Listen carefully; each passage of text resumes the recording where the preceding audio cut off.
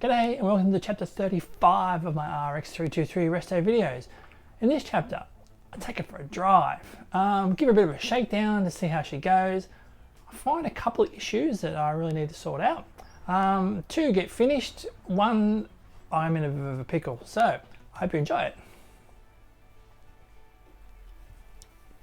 Alright, a new addition to the car that I've got here now. So this is the old pod filter element, air cleaner element. You can see here it's starting to fray and it's just coming apart. There, it's all coming apart there. This is old, so yeah, it's no problem that it's coming apart. It's probably due for a new one, so I've gone and got this Unifilter one. I had to modify just the trumpets just a little bit just to make sure it fits on, but it's on there nice and tight. It's all lubed up, it's all sticky. So that's all good to go now. So in the last video, I had to put the inlet manifold back together, which I've done. I popped that back on. So the car's all back together now. I'm ready to take for a drive just to see how this exhaust system is. So let's go for a drive.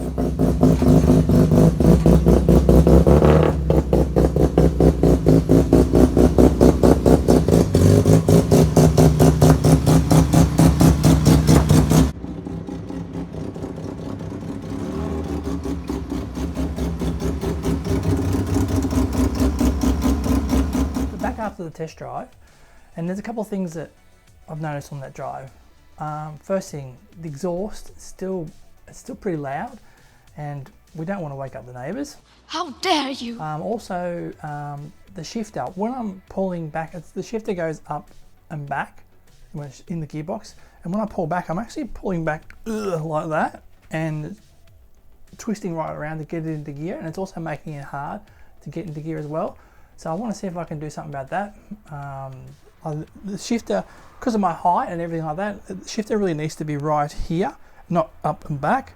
And also the heater, I've got no heater. So with the rear muffler, there's only like about a 1-inch pipe that goes up and over the axle and comes out that rear area where I want to put that muffler. So I've gone down to my local exhaust place. The good guy down there, he thinks outside the square, and I said to him, I need a short muffler about this short and 2.5 inch. So he's given me this muffler, and now it's time to make that fit.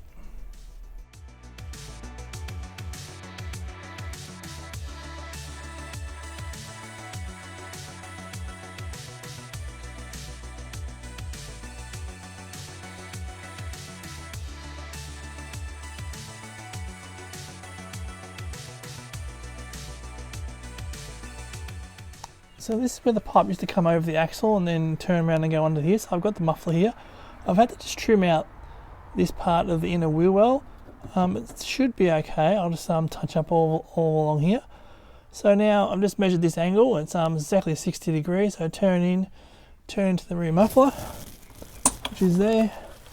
And I've just got this little bracket here just holding it up so it's in the right spot so it doesn't move. So this is a 60-degree angle bit of pipe that 2.5 inch pipe that I've got. So I cut it up here and cut it down here, welded it in there into place, and just gave the muffler a bit of black heat paint as well. So there it is, all on now with a little turn down pipe on the end there, ready to go. So we'll see if that's a bit quieter now.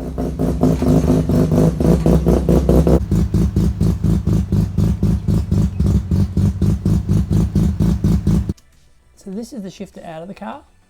As you can see, the angle, it sits like this, and the gearbox got a little slot here, it sits in the locating groove. That sits in the gearbox, and that pivot point in that area just here denotes how far this one shifts, and it's quite high up, so it's got a fair bit of movement to shift linkages in here. And you can see as that's kicked back, when I pull back, I've really got to lean back to shift the gears. So I really want something really straight up and down because I'm quite tall, so I need to be able to grab it back here and then shift it like that. So I looked everywhere online and I found out, thanks to all your guys in your comments, is that the gearbox in the car is an RX5 gearbox. So I looked everywhere to see if I could get some sort of shifter for it, and there's nothing available. So not that I could find anyway. So I went online and I've got this. So this is an MX5 short shifter. It looks similar, I don't know whether it's going to fit. The kit's got the little locating thing, which is a little bit higher. It's got some screws, a bush, a shim, and the shifter. So as you can see, the shifter, it's a fair bit longer, just here and in here, but the ball size here where it slides in the gearbox is the same, and also these end bits here are the same size as well. So with that being like that and that being like that, it's a short shifter, so it should give it a bit more feel, so I can smash through the gears like this.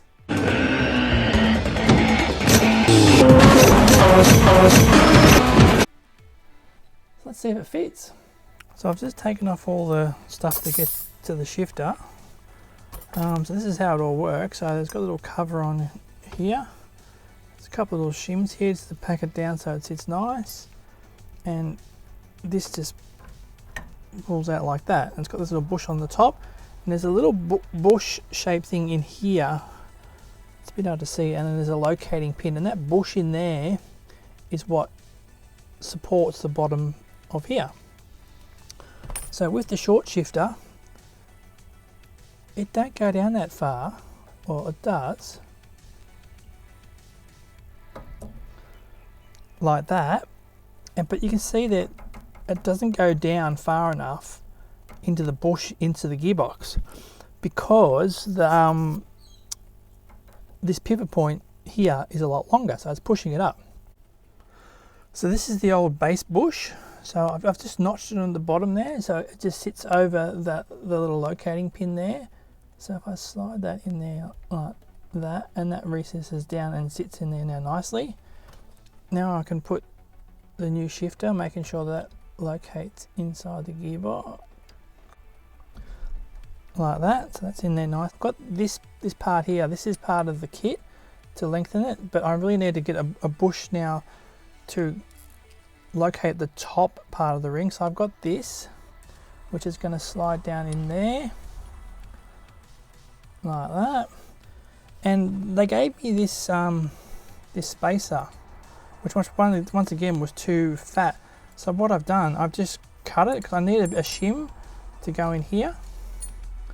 So that will just go in there like that.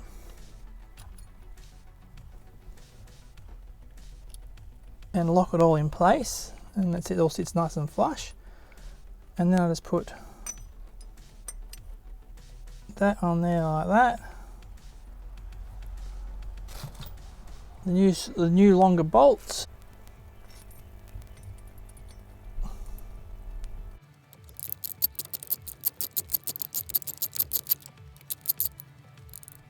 Alright, there we have it. It's nice and short now.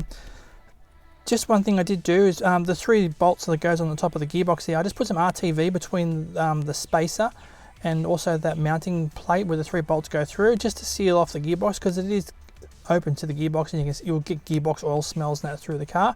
So I just RTV'd those 2 surfaces. So now she's nice and short and sharp, ready to go. Vin Diesel, coming for you, buddy. 2 down, 1 more to go. The heater. So most heaters, you have hot water coming out of your engine into a heater core, out of the heater core and back to the engine. On my engine, both of those parts coming out of the engine are blocked off. So I need to have a solution for this heater. I think I've got an idea.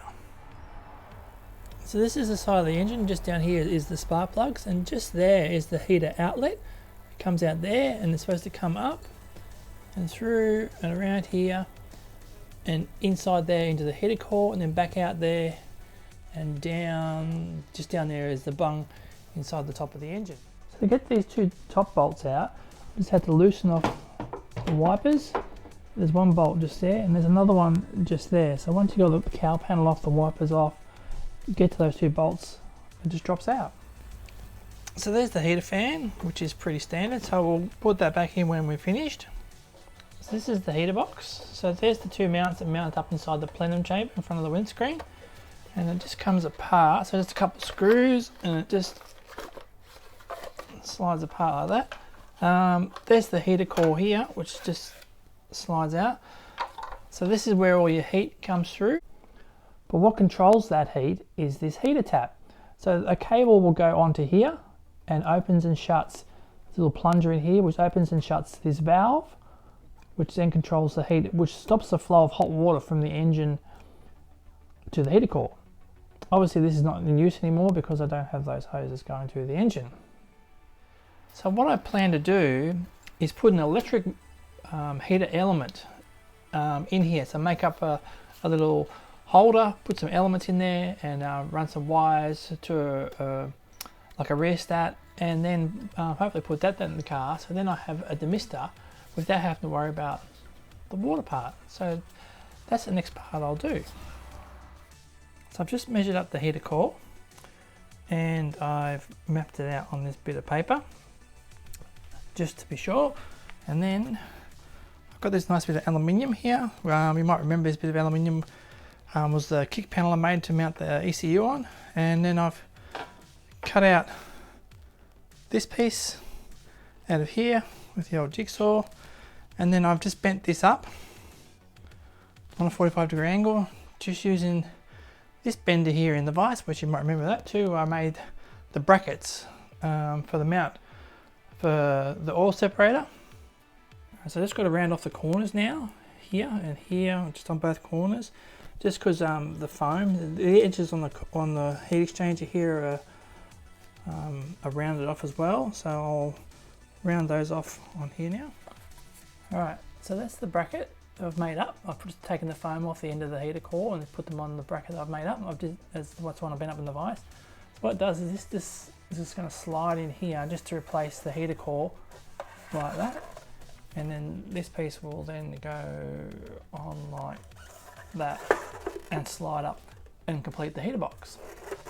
So all I need to do now is just get some elements. I'll make that hole where the elements, so the air can go through here and out through here and then heat up, and then wire up the elements, and hopefully we'll see if it works. I'll continue on with the heater in the next chapter. Still waiting on parts. Been waiting 1 month, 2 months for some parts because of coronavirus. So I hope you enjoyed the video. Don't forget to like, subscribe, and I'll see you in the next chapter, hopefully with the heater working. Bye for now.